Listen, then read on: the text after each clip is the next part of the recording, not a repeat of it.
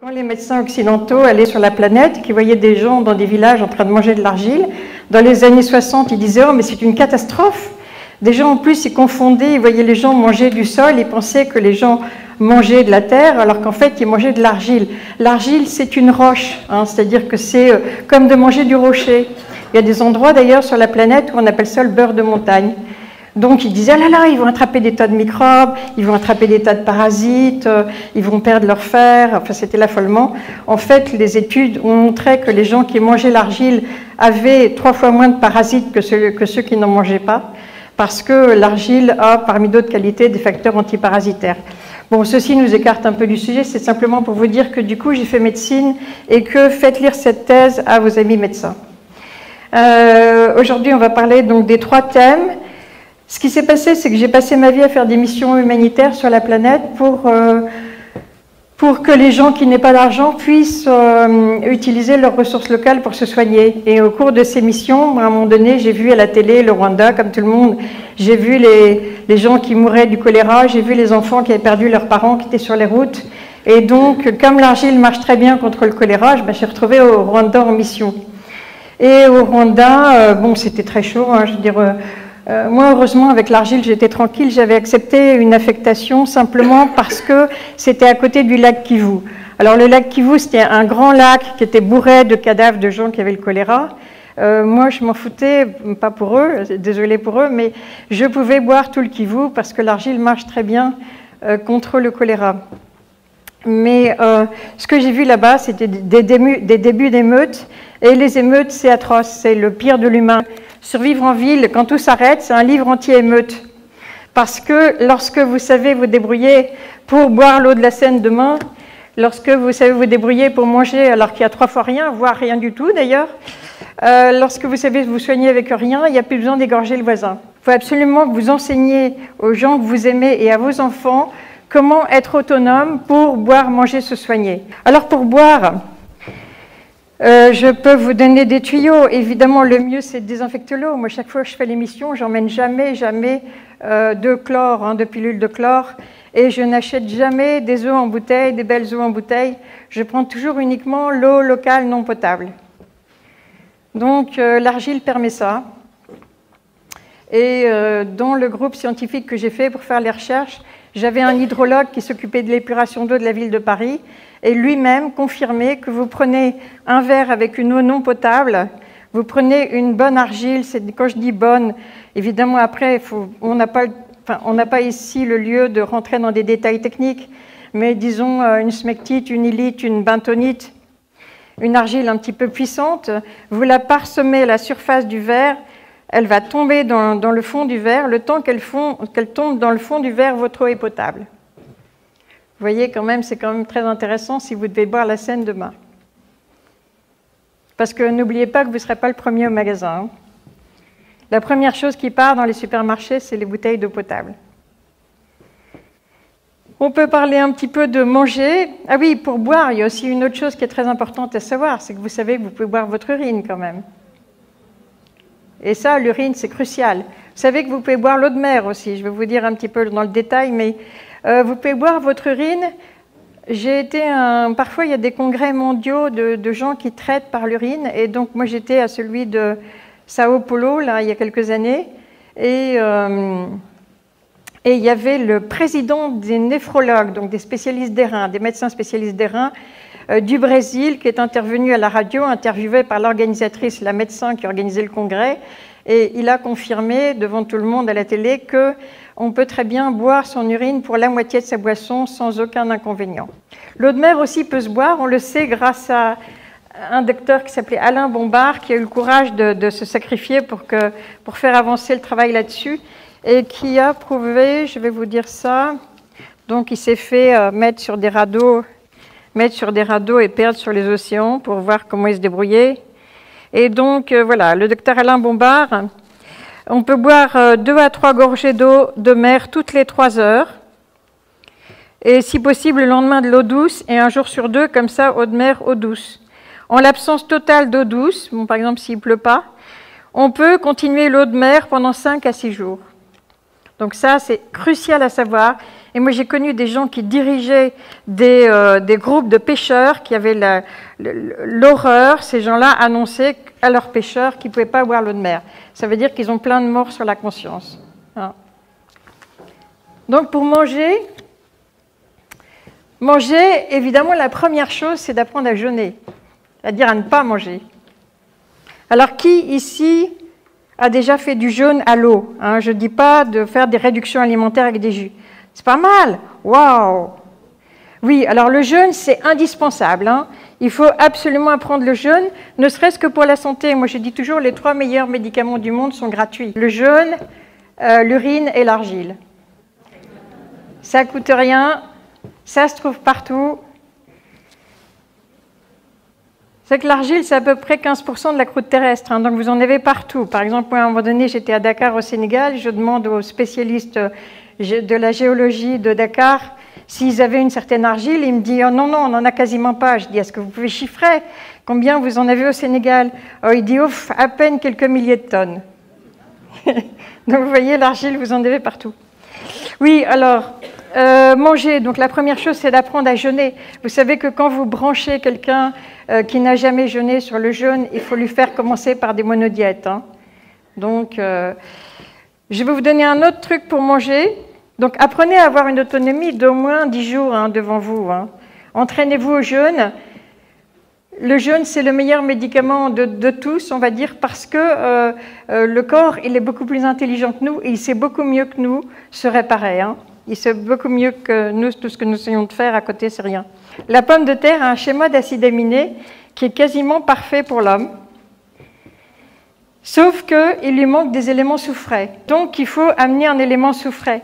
Donc, qu'est-ce qu'ils mangeaient avec leur pomme de terre dans leur assiette? Des oignons, oui. Nous, en Europe, on mangeait beaucoup des choux. Enfin, nous, chez nous, en France, on mangeait des choux, mais eux mangeaient beaucoup des oignons. La pomme de terre contient de la solanine, et vous savez que la solanine, ce n'est pas simplement au moment où ça germe. Hein.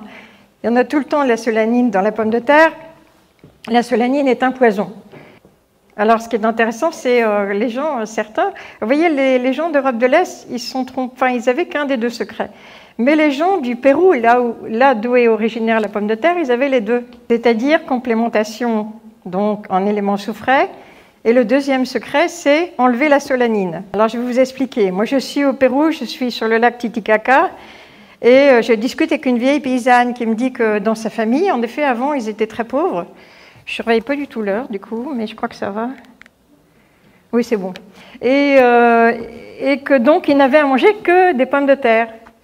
Alors moi, forte de mes recherches, je lui dis, mais il y avait autre chose dans l'assiette.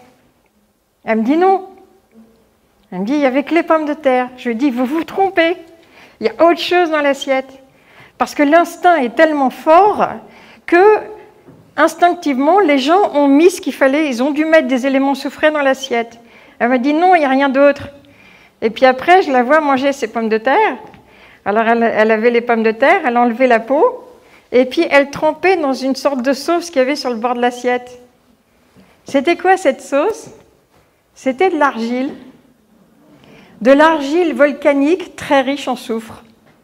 Je l'ai fait analyser après, et miracle, il s'est avéré que cette argile est extrêmement riche en soufre. L'antipoison, ce qui est très intéressant, c'est que l'argile marche sur les bactéries, elle marche sur les virus, elle marche. Ceci dit, moi je suis très amie avec les bactéries. Je suis du mouvement de défense des bactéries. On a absolument besoin des bactéries. Vous savez qu'on a beaucoup plus de bactéries dans notre corps que de cellules. Et elles sont absolument indispensables, et pas seulement pour la flore intestinale. Mais enfin, on n'a pas le temps de rentrer dans le sujet de mes amis les bactéries. Mais parfois, elles sont un peu en surnombre et elles ont un peu pris trop de place dans notre écosystème, et c'est bien de pouvoir en enlever quelques-unes. L'argile marche sur les bactéries, et surtout, ce qui est intéressant, c'est qu'elle marche sur les poisons qui sont sécrétés par les bactéries. Par exemple, dans le cas du choléra, le vibrio du choléra, la bestiole qui fait le choléra n'est pas dangereuse. Ce qui est dangereux, c'est ce qu'elle va mettre, le jus qu'elle va mettre dans le corps, qui est la toxine, qui est une sorte de poison qu'elle va mettre dans le corps. Et là, l'argile marche très bien, tandis que si vous mettez des antibiotiques, bon, ça ne peut rien faire pour le poison qui est déjà parti dans le corps.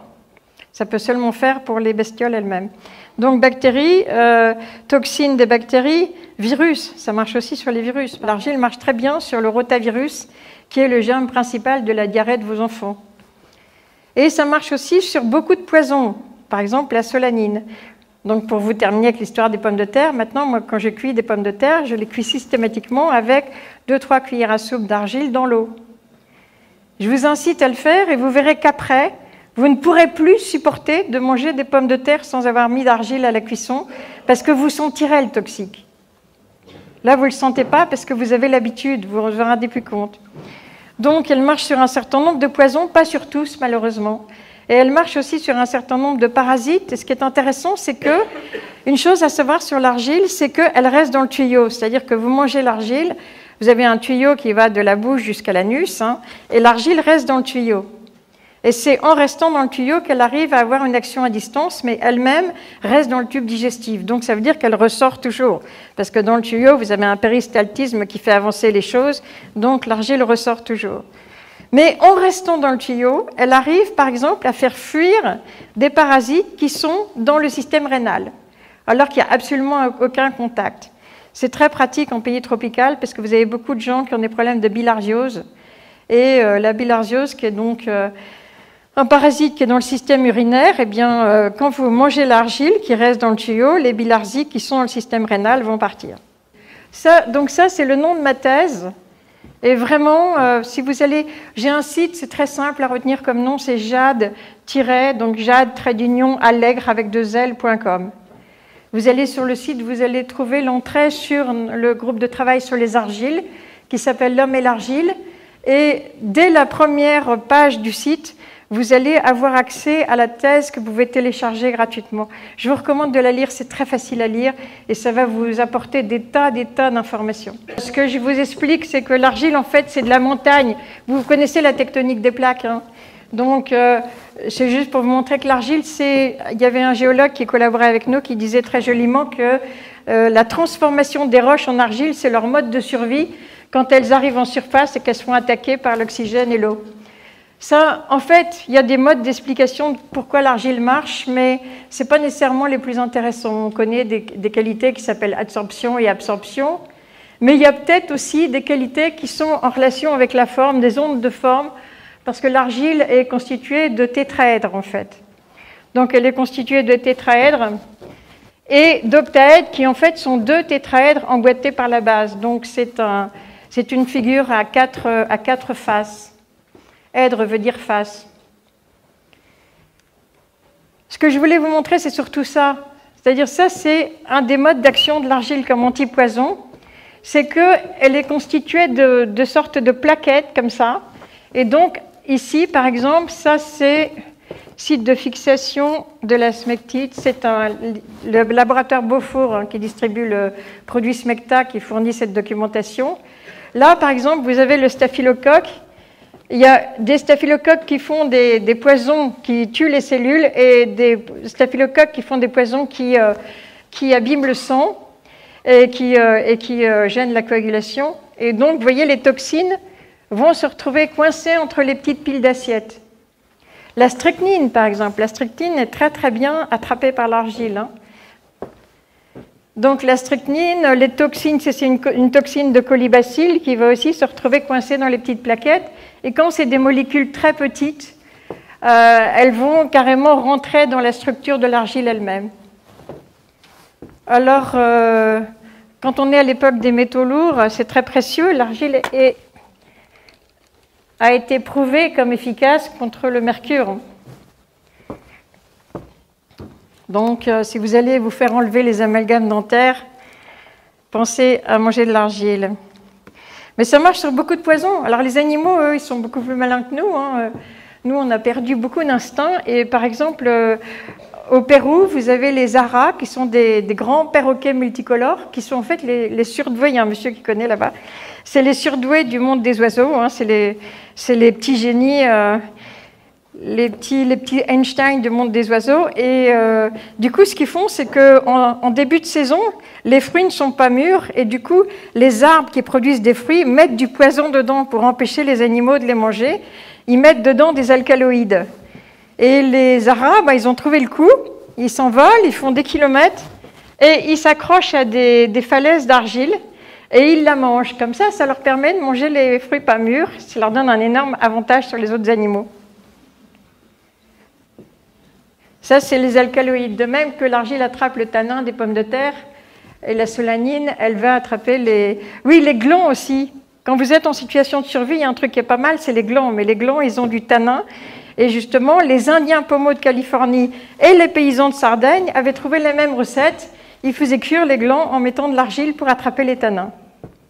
Vous voyez? Donc vous voyez que quand même l'instinct, hein, vous passez de Californie à Sardaigne, même recette. Voilà. Donc, faites comme eux quand vous avez des risques de poison, mais malheureusement, ça ne marche pas sur tous. Oui, l'argile aussi vous apporte beaucoup de minéraux, mais ça, ce n'est pas le sujet des toxiques. Vous savez qu'on met beaucoup d'argile dans les nourritures pour les animaux, par exemple les arachides. Est-ce que vous savez que quand vous achetez des arachides, il faut toujours en ouvrir une devant le vendeur? Vous ouvrez une arachide devant le vendeur, vous enlevez la coque et vous regardez l'aspect de l'arachide. Si vous voyez qu'il y a une arachide qui a un joli petit dessin, une jolie petite fleur blanche dessus, vous les rendez immédiatement au vendeur. Parce que c'est une moisissure qui produit une toxine cancérigène. Alors, comme on nourrit les animaux aux arachides, on met de l'argile avec pour qu'ils attrapent la toxine cancérigène si les arachides ont été mal conservés. Donc, tous les animaux mangent l'argile, mais tout, hein, du ver de terre, bien sûr le ver de terre, mais les éléphants, les renards, les loups. À un moment donné, les gens disaient, oui, mais ceux qui sont carnivores n'en mangent pas, c'est faux. Les loups, les renards en mangent. Et moi, mon chien a déjà attaqué un plastique pour avoir l'argile qui était dedans. Donc, carnivore, même combat. En médecine vétérinaire, donc, c'est beaucoup utilisé. C'est beaucoup utilisé pour enlever donc, les toxines bactériennes, hein, donc, dont la toxine de choléra, les toxines qui sont faites par les fermentations. Vous qui avez l'impression que vous avez un intestin qui fermente, n'hésitez pas. Les métaux lourds, les radionucléides. Alors, c'est très efficace sur le césium. Quand vous avez un risque d'accident radioactif avec du césium, il faut foncer sur votre argile. Ça marche très bien aussi sur le strontium. Ça marche moins bien sur l'iode radioactif. Donc, mycotoxines, donc, comme les aflatoxines cancérigènes qu'il y a sur les arachides, contaminants chimiques, alcaloïdes, souvenez-vous, c'était qui alcaloïdes? C'était les aras là, qui prenaient ça, tanins, strychnine, paraquat, ça malheureusement c'est un petit peu plus triste, c'est dans le monde entier, je surveille toujours l'heure. Oh là là, faut que je me dépêche. Non, le paraquat, ça sera pour une autre fois. Non, je suis désolée. Alors ça, c'est la forme que ça avait en Europe autrefois. Hein. C'était des petits médaillons. Oh, ça, c'est moins important. Ça, c'est voilà, les missions que je fais. C'est un monsieur qui a récolté son argile, qui l'a fait sécher sur le toit de sa maison, qui la tamise et qui soigne toute la population avec. Voilà. Et ça, c'était mon cadeau de fin.